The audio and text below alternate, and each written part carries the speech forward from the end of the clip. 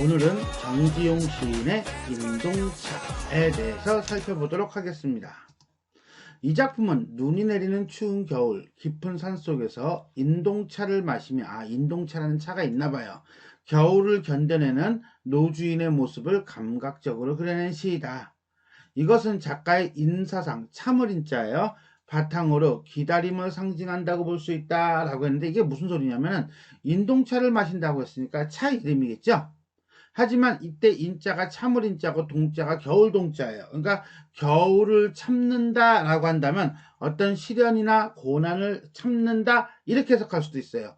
그래서 이 인동차라는 이 제목 자체가 중의적인 표현이다 라고 보시면 되겠습니다. 그래서 이걸 갖고 이제는 인을 바탕으로 한 기다림의 상징이다 이렇게 잡은 겁니다.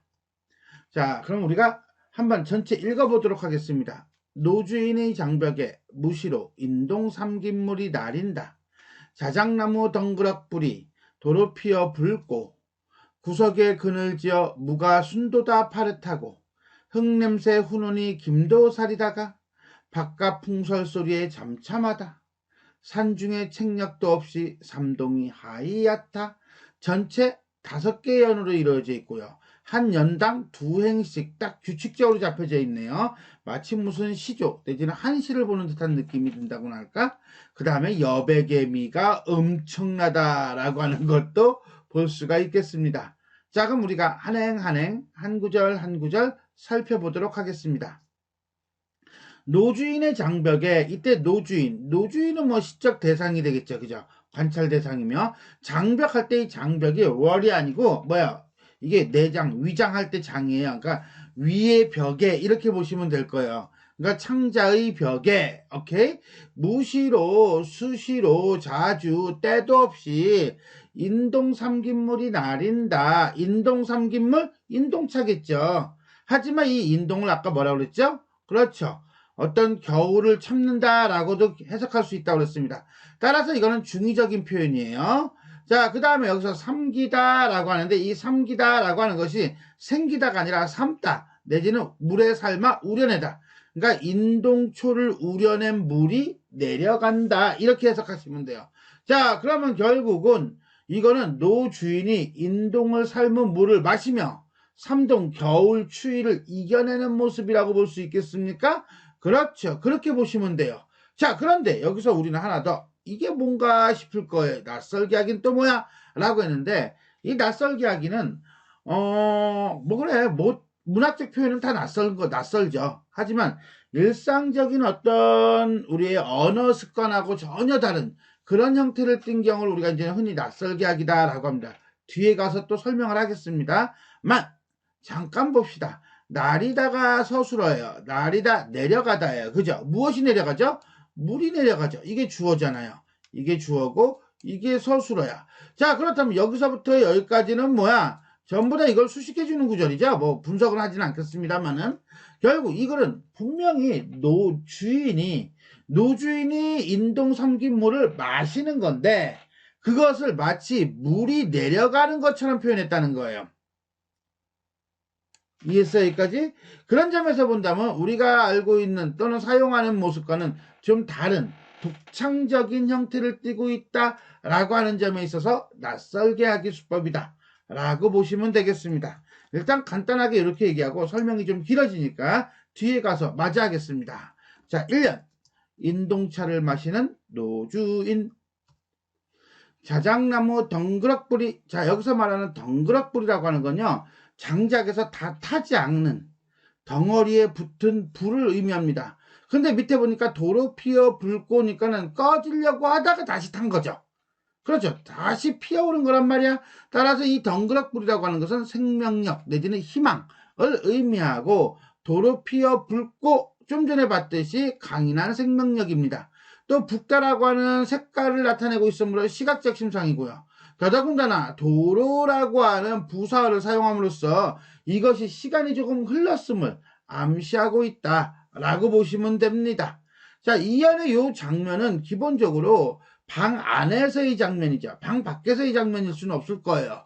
그래서 실내의 풍경이면서 삶의 온기이다 정도로 보면서 이 연의 주제는 자작나무에 붙은 붉은 불. 3년 구석에 그늘 지어 무가 순이 돋아 파릇하되어. 야, 순이 돋았으니까 이 순이라고 하는 것도 결국은 어떤 생명력 내지는 희망, 새싹 이런 의미를 갖는다고 볼 수 있겠고, 파릇하다라는 걸 통해서 시각적 심상을 통해 강인한 생명력을 보여주고 있다. 결국은 요 3년도 역시 생명력을 나타내고 있다 라고 한다면 2년과 3년은 한 센텐스를 이루고 있다라고 볼 수가 있겠어요. 3년의 주제는 추위 속에서 도달한 무순. 4연 보겠습니다. 흙냄새 훈훈이 김도 사리다가 서리다가. 자, 이때 흙냄새 훈훈이 김도설이요. 김이 설이니까 훈훈하잖아. 일종의 따스하잖아. 그러니까 아직은 겨울이야. 봄이 오지는 않았어. 그러나 올 것 같은 기대감을 보여주고 있다는 거예요. 이걸 우리가 시대적 배경과 연결시킨다면 광복이라고 볼 수도 있겠습니다. 그러나 아무래도 여기에는 이게 있겠죠. 바깥 풍설 소리. 예. 이때 말하는 바깥이니까 이건 외부 세계겠죠. 화자는 그럼 내부에 있는 거죠. 풍설 소리니까 바람과 눈바람, 암울한 현실, 일제강점기에 잠참하다, 잘 안 쓰는 단어죠. 이런 거는 아마 굳이 외울 필요는 없을 것 같으나, 왜? 밑에 각주로 나올 가능성이 높아요. 그래도 알고 있으면 좋겠네요. 즉 뭡니까? 어떤 한 가지에만 마음을 골똘하게 쓰다. 그것은 바로 뭡니까? 조국 광복에 대한, 봄이 올 것에 대한 희망과 기대를 가지고 있지만 아직 눈바람 소리가 있으니 저게 어떻게 되는가라고 하는 어떤 상황의 추이를 살피고 있다. 그 바깥 세상을 신경 쓰고 있다. 이렇게 이해하면 되겠네요. 4연 풍설 소리에 잠참하는 노주인. 5연이죠. 아니다, 4연이다. 내가 헷갈렸다.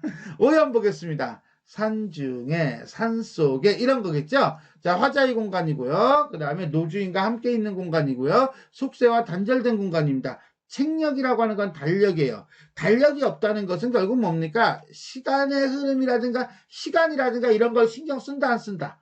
안 쓴다는 거죠. 초월한 태도. 한마디로 시간을 초월하고 세상과 단절한 채 살고 있는 화자 내지는 노주인. 삼동이라는 것은 초겨울, 한겨울, 늦겨울, 내내 겨울 내내 일제강점기.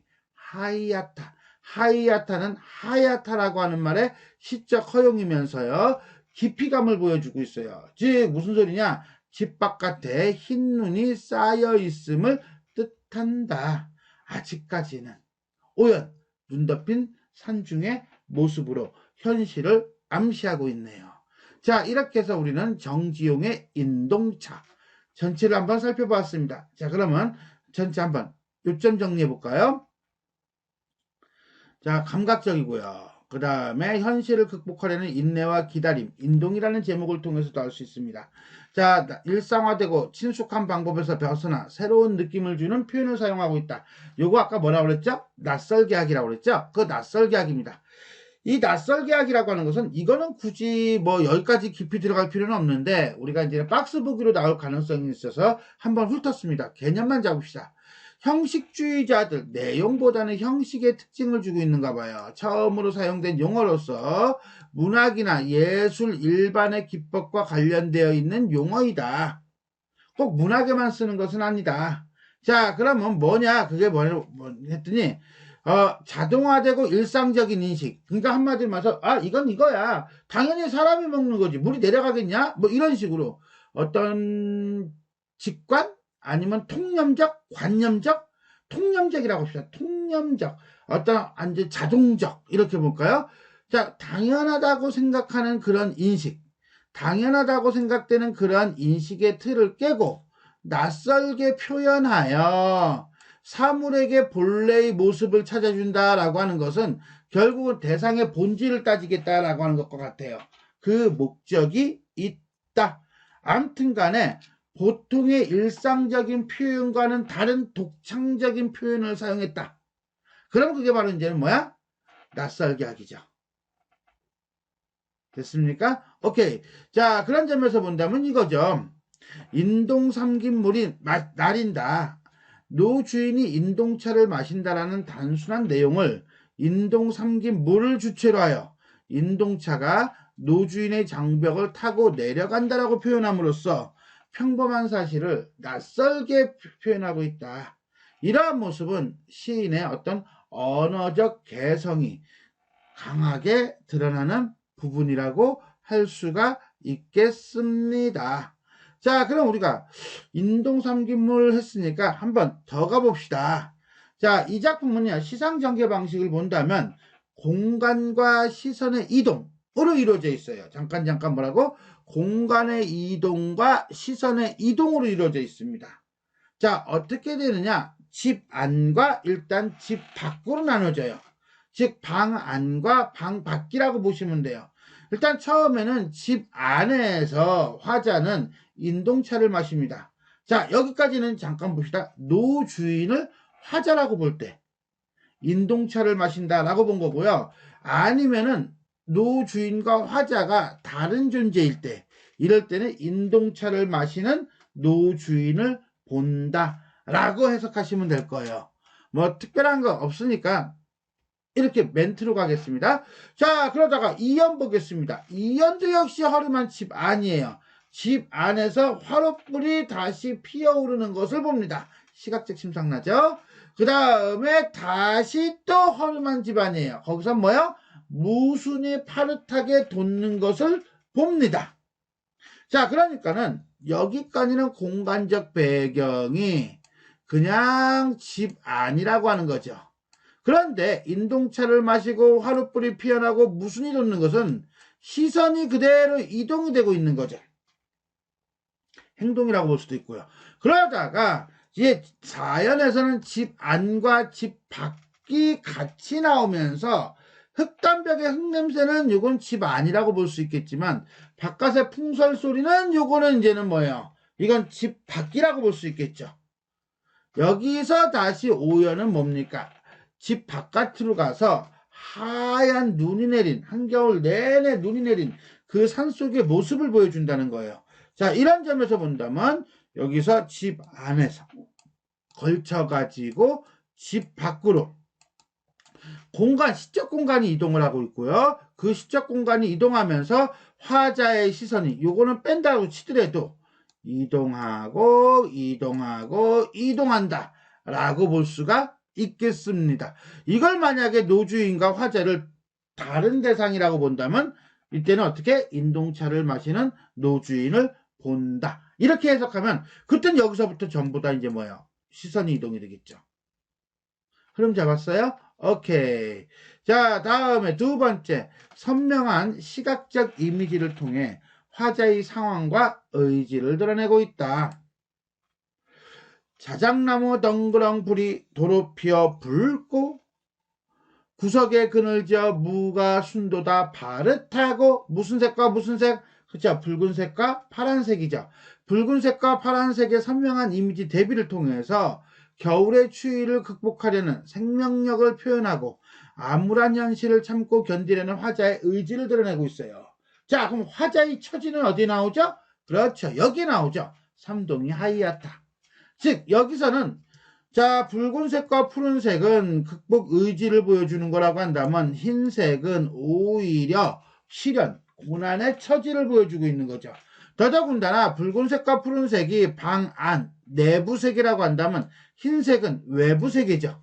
이렇게 외부 세계와 따뜻한 방 안, 내부 세계의 의미를 확장시키고 있다라고 보시면 되겠습니다. 자, 지금까지 우리는 정지용 시인의 인동차에 대해 살펴보았습니다. 지금까지 내용이 도움이 되셨다면 좋아요와 구독 버튼 눌러주시고요. 알람 설정 부탁드리겠습니다. 수고하셨습니다.